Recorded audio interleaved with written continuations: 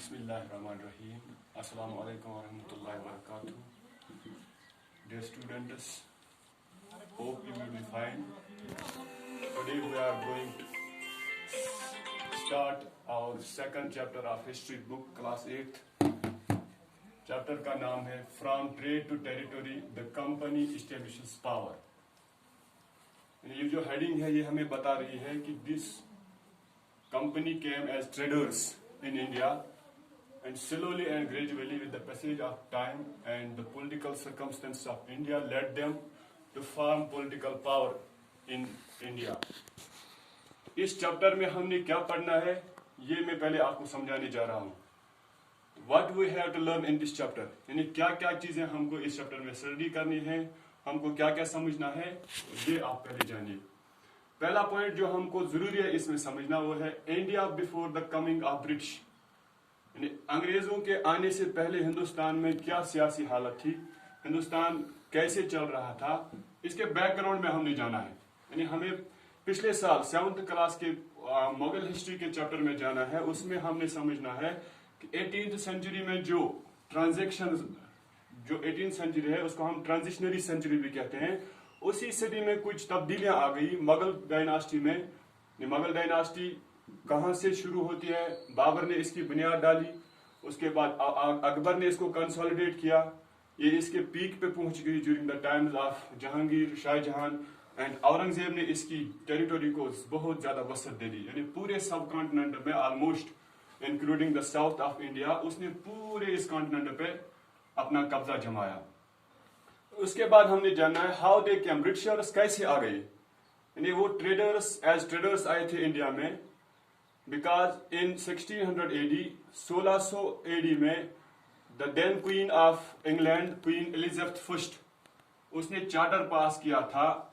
उस चार्टर के जरिए से उसने ईस्ट इंडिया कंपनी में यानी एक लॉबी तैयार की थी, कुछ लोगों की, मर्चेंट्स की कुछ लॉबी तैयार की थी. उनको अपनी मुल्क की तरफ से सोल राइट्स दिया था, यानी मोनोपोली दी थी कि हमारे मुल्क इंग्लैंड की तरफ से सिर्फ आप एक कंपनी जाओगे ईस्ट, और बाकी जो इंडिया ईस्ट कंट्रीज हैं या इंडिया है उनमें सिर्फ आप ही हमारे मुल्क की तरफ से तिजारत करोगे. तो उस ये कंपनी यहाँ कैसे पहुंच गई, इसके लिए हमें और भी बैक जाना पड़ेगा. इंडिया कैसे डिस्कवर हुआ था, कि कहाँ से आ गई ये, क्या ये समंदरी रास्ते से आ गए, ये एरोप्लेन नहीं थे तब तक, रोड ट्रांस कनेक्टिविटी भी नहीं थी कॉन्टिनेंट्स के बीच में, टेरिटोरीज के बीच में. इसके लिए हमें जाना पड़ेगा 1498 में. In 1498, Vasco da Gama, this Portuguese explorer, discovered the sea route to India via Cape of Good Hope. South Africa के नीचे दामन में समंदरी रास्ते से आया था. यहाँ पे जब केप ऑफ गुड होप, जिसको आज हम जिसके नाम से हम जानते हैं, यहाँ इससे पहले इसको जानते थे केप ऑफ डेड्स. इस यहाँ पे जो भी कोई एक्सप्लोरर, जो भी कोई समंदरी सफर करने वाला पहुंचता था यहाँ पे आके वो डूब जाता था. तो this Vasco da Gama, he was having luck, खुशकिस्मती से वो इस जगह को पार करके हिंदुस्तान पहुंच गया. तो 1498 में उसने हिंदुस्तान का जो सी रूट डिस्कवर किया, और वहां से हम देखते हैं कि यूरोपियन ट्रेडिंग कंपनी जो है वो हिंदुस्तान में आने शुरू हो गई. उसके बाद हमने जानना है और ब्रिटिश ईस्ट इंडिया कंपनी ने किन तरीकों से हिंदुस्तान पे कब्जा किया. यानी कुछ टेरिटोरीज तो ऐसी थी जहां पे उसको बैटल्स भी करनी पड़ी, जिसमें हमने बहुत ही इंपॉर्टेंट 2 बैटल्स पढ़नी है, battle of Plassey and battle of Buxar. क्योंकि ये 2 बैटल्स हैं जिनकी वजह से east India company, English east India Company ने हिंदुस्तान पे अपना कब्जा जमाया, हिंदुस्तान के रेवेन्यूज को अपने कंट्रोल में लिया, और इन रेवेन्यूज को फिर यूटिलाइज किया अपनी ट्रेड और expansion of its territory in India. उसके बाद वार्स के साथ साथ, बैटल्स के साथ साथ कंपनी ने कुछ ऐसे टैक्टिक्स भी चलाए जिनको हम डिप्लोमेसी भी कह सकते हैं, डिप्लोमेटिक टैक्टिक्स भी चलाए. ठीक है. इन डिप्लोमेटिक टैक्टिक्स में सबसे ज्यादा था सब्सिडरी अलायंस, जो मोस्ट बेनिफिशियल रहा कंपनी, ईस्ट इंडिया कंपनी के लिए. ये सब्सिडरी अलायंस लॉर्ड वेलेस्ली ने यहाँ पे इंडिया में इस्टेब्लिश किया. इसके जरिए से उसने इंग्लिश जो इंडियन रूलर्स थे, लोकल रूलर्स थे, उनको इस माहदे, ये एक किस्म का माहदा था, इस माहदे में यानी जब ये माहदा ईस्ट इंडिया कंपनी और कोई लोकल रूलर साइन करता था, उसके जरिए से इस माहदे में जो शराइत थे, सारे शराइतों का जो फायदा था वो ईस्ट इंडिया कंपनी को जाता था, और इसमें जो भी ड्रॉबैक्स थे, जो भी नुकसान थे, वो सारे इंडियन लोकल रूलर्स या इंडिजिनस रूलर को बर्दाश्त करने पड़े थे। और ये सबसे ज्यादा सबसे खतरनाक हथियार साबित हुआ। ईस्ट इंडिया कंपनी ने इसको इस्तेमाल किया against Indian territories, Indian rulers, और इसकी वजह से भी स्टेट्स को अपने कब्जे में ले लिया। उसके बाद एक और पॉइंट हमने इसमें जानना है, एक्सपेंशन पॉलिसी में क्लेम टू पैरामाउंटेसी।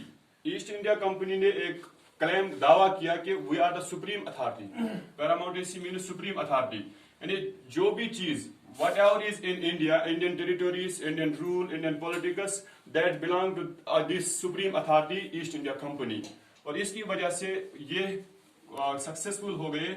दूसरी एक डॉक्ट्रिन, एक कानून उन्होंने पास किया जिसको डॉक्ट्रिन ऑफ लैप्स किया। इसको लॉर्ड डलहौजी ने लाया था 1748 में आया था वो ईस्ट इंडिया कंपनी का as governor general of India.